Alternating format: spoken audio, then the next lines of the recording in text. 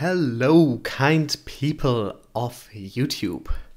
And welcome back to my second video of the day. There was just so much stuff to talk about today, so much stuff I missed over the Christmas days, that I felt the need to make another video, and I might even make a third if my voice is still there. I'm still a bit sick, but I think I can talk. But if the discussion is a bit shallow today because I try to get through these a bit faster, then that is probably because I'm trying not to lose my voice. So let's get into it. Let's start with the National Bank of Kuwait launching a Ripple-based cross-border payments product. Once again, we are seeing Ripple expanding, building new partnerships here.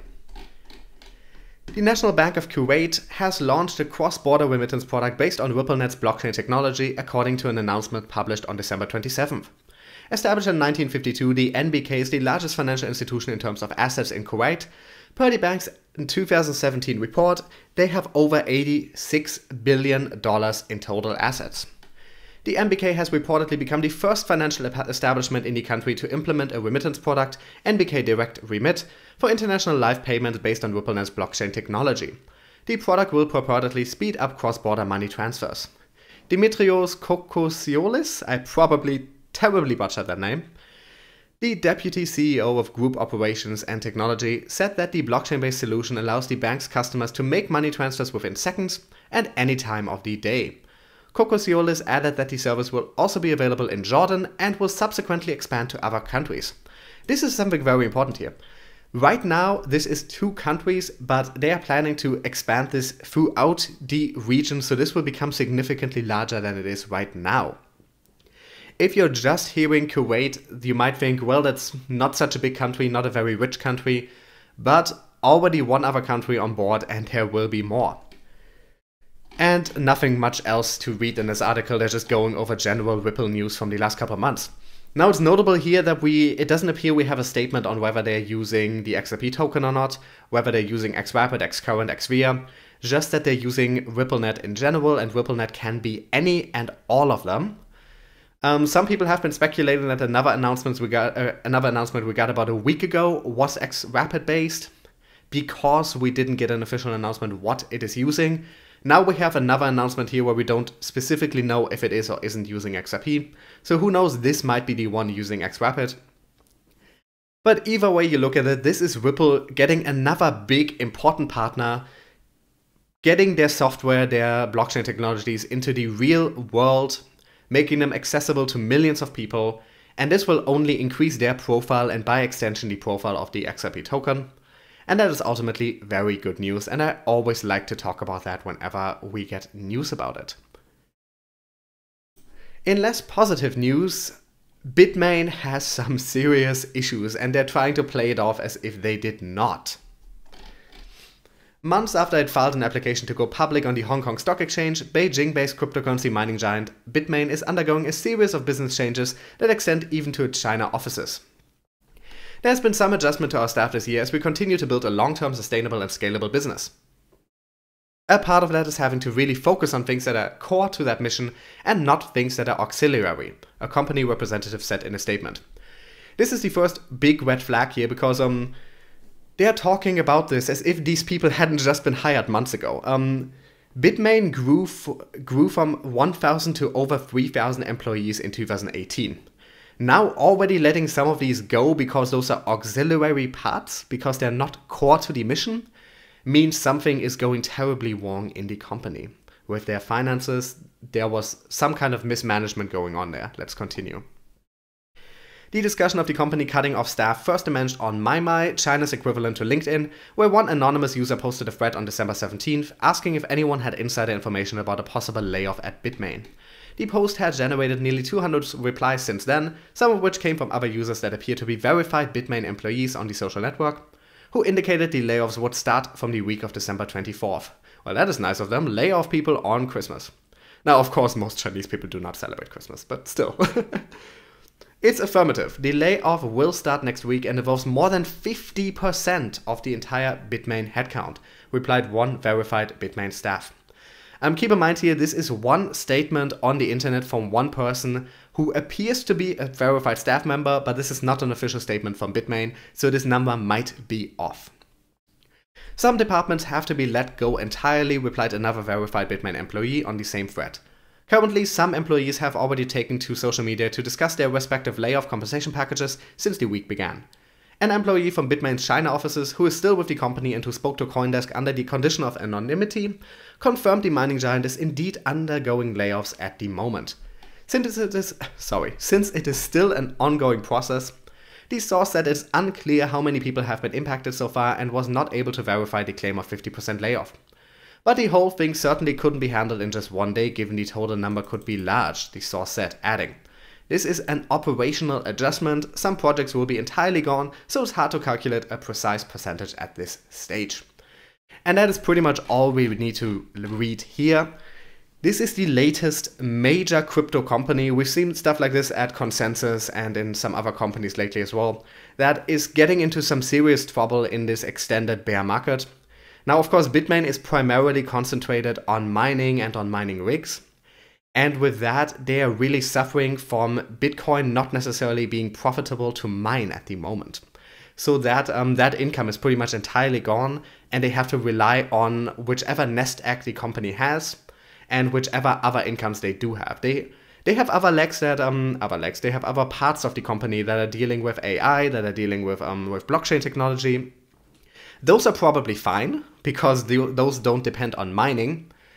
But depending on how high their losses right now are, their operational losses, because they focus so much on mining, and it appears they did not plan ahead properly for the possibility of an extended bear market making mining unprofitable for a while.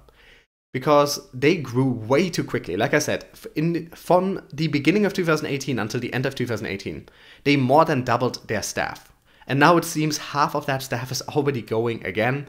That means they really completely overexerted themselves. They went way too big, way too quickly. And that is a common problem in tech companies. When they start up, they often get a lot of money in very quickly, and then they expand way too quickly. They open new offices, they hire new people, they start new projects. And then when something doesn't work out the way it was planned, everything falls apart like a house of cards. And unfortunately, it is looking like Bitmain is currently being hit by something like that. It seems they operated under the assumption that Bitcoin mining would be profitable throughout 2018. And in the last couple months, when that turned out not to necessarily be the case anymore, they ran into issues. That is my interpretation from an outside perspective here. But the takeaway here is that Bitmain, as much as they're saying that this is an operational adjustment, that they're just streamlining themselves, you don't fire a bunch of people that you just hired months before if there aren't problems. This is not streamlining, because you streamline by cutting out projects that have been running for a couple of years that aren't profitable anymore, that aren't going anywhere. Not by launching new projects, launching new offices, and then closing them again and firing everyone again. That is not how that works. There are clearly some unforeseen circumstances here, probably to do with their available funding, and it is not looking good. Hopefully, after all these cuts, Bitmain can run at a profit and can be fine and can long-term make up for this. But we're seeing that a lot with companies that were started in the crypto space during the last bull run or during one of the last bull runs that didn't seem to really have much of a vision for the future that is properly planned out. We also see that with a lot of blockchain projects. There's a lot of over-promising and under-delivering out there. A lot of people have really utopian visions, and then when the market doesn't go the way they expect it to, or when the tech doesn't go the way they expect it to, that all kind of crumbles. And we see that a lot in the crypto world, unfortunately. Hopefully they will be fine in the long run. Of course, very sad to hear potentially over 1,000 people being let go here. Okay, this is a long one. I'm not going to read this whole one. I just want to give you a short overview. An economist who has spoken out against Ethereum a bunch of times before made a long thread on Twitter criticizing Ethereum, made some good points in it, some not so good points. Let's take a quick look, just a superficial one. You can read the entire thread yourself if you want to and derive your own opinions from it. Ethereum is at best a $13 billion science experiment, believes Tour de Mester.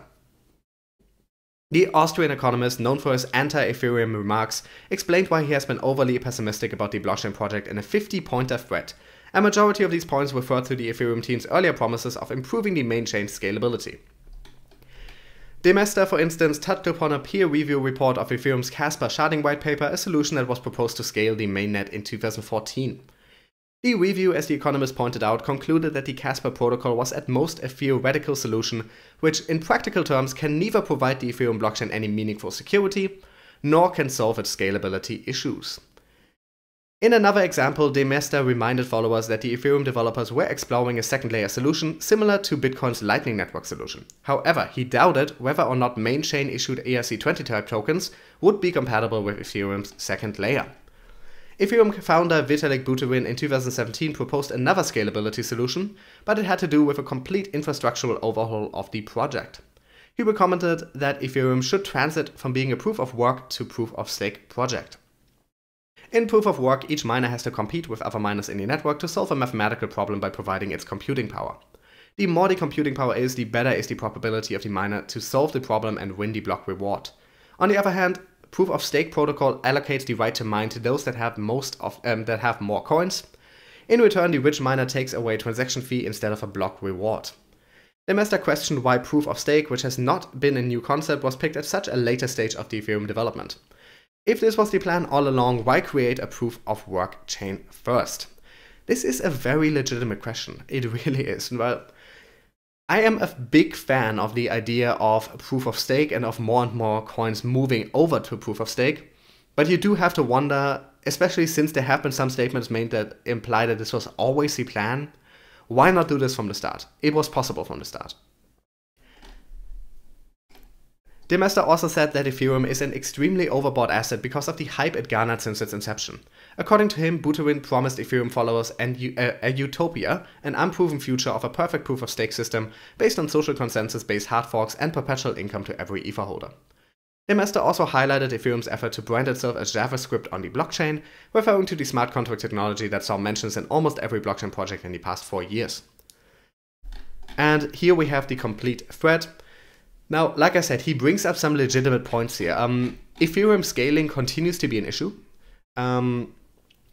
Various solutions have been promised in the last 4 years or so, and none of them have so far come through. Now, there have been some that we have Raiden now in alpha, that does some scaling. A bunch of others have been proposed, but nothing has really been implemented yet, not fully. And then there is the additional issue that most of this is happening on a second layer. And while a second layer is a viable solution, absolutely, that is of course what is being done on Bitcoin with Lightning and with other networks on top of it. With Ethereum, you have the added issue of ERC20 tokens and other tokens built on top of Ethereum, where I'm going to believe him here because he has probably read up more on the tech than I have, because he's probably more aware of the tech than I am, but do correct me if I'm wrong here. Where there might be potential issues with compatibility, where Ethereum itself might be able to use that second layer perfectly, but some ERC20 tokens might run into other issues there. Now, what I fully disagree with him on is his criticism of proof of stake in general. Because he isn't just criticizing that Ethereum is taking so long to move over, that they haven't just done it from the beginning. That is a valid criticism that I agree with. Instead, what I noticed here, when you actually look at his thread, it wasn't in the article. I don't know where it is. He is talking about proof of stake. And here. He riles against the general concept of proof of stake.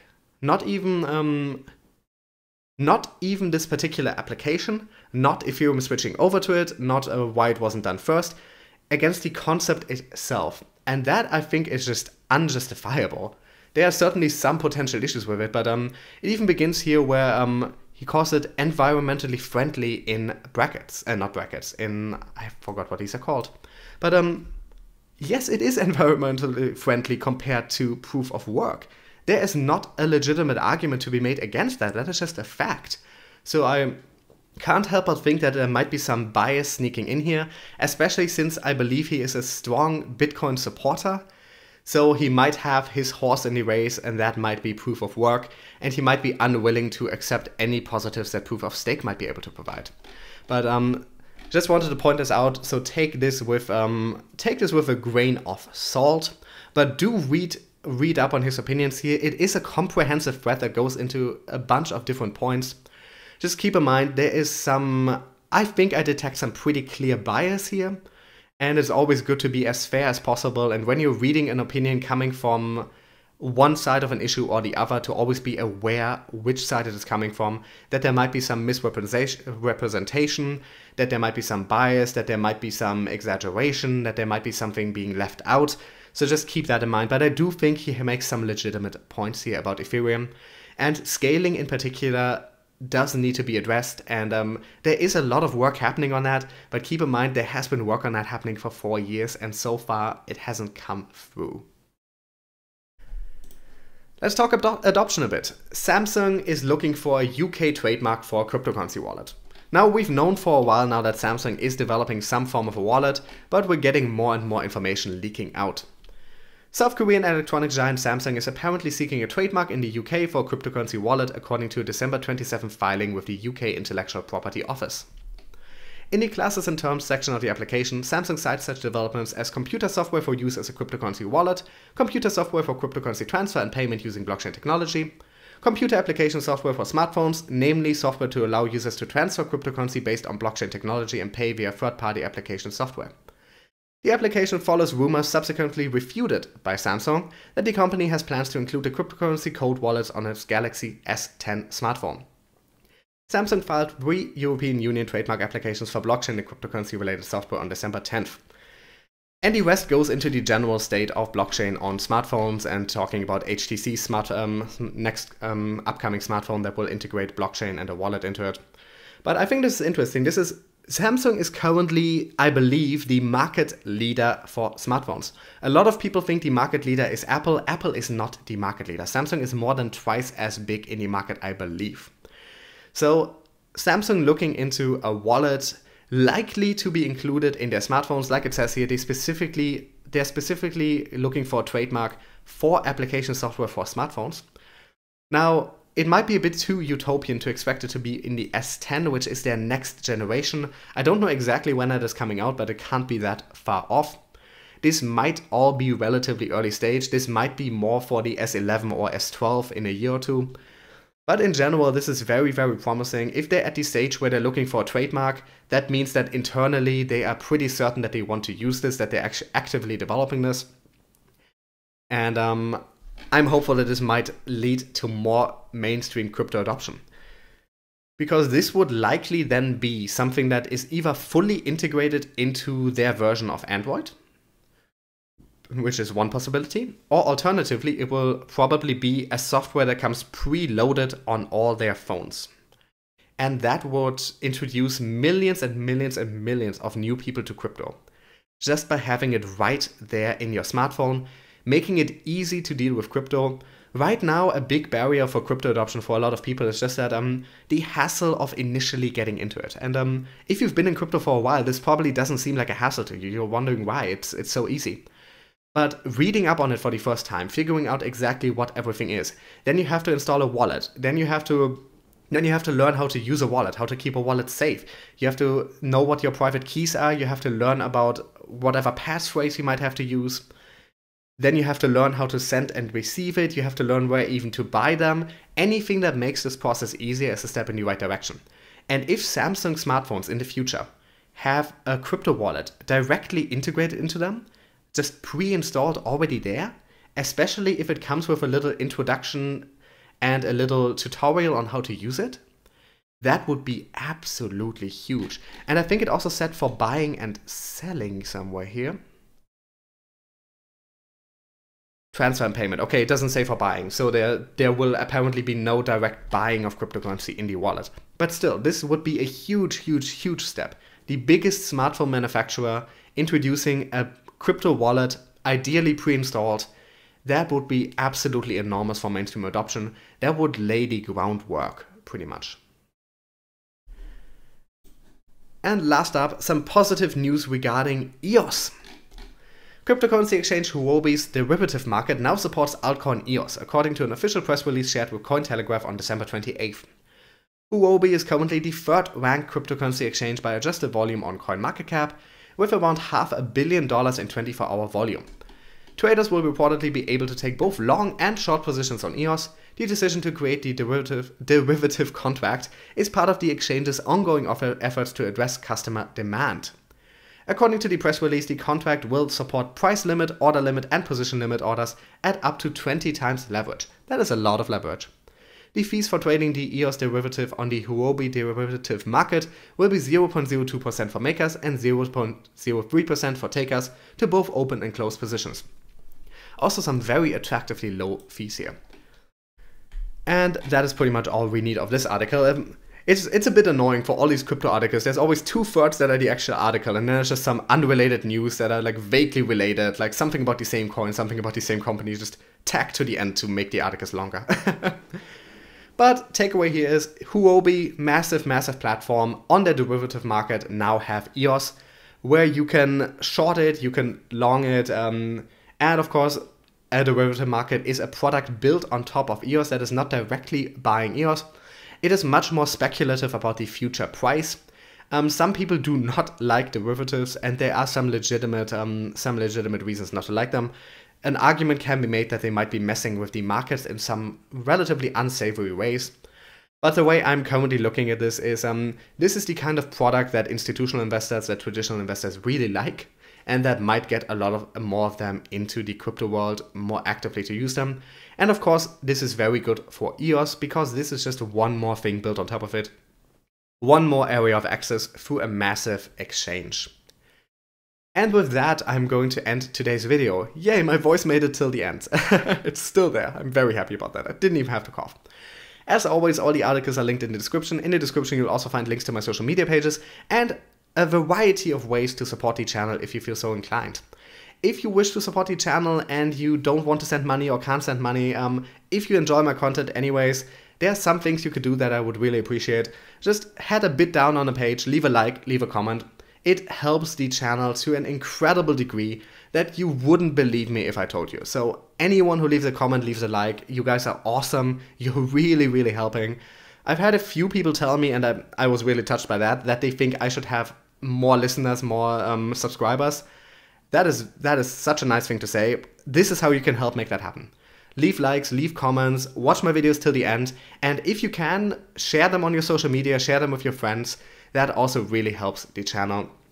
Thank you so much for watching, and I'll be with you guys with another video tomorrow.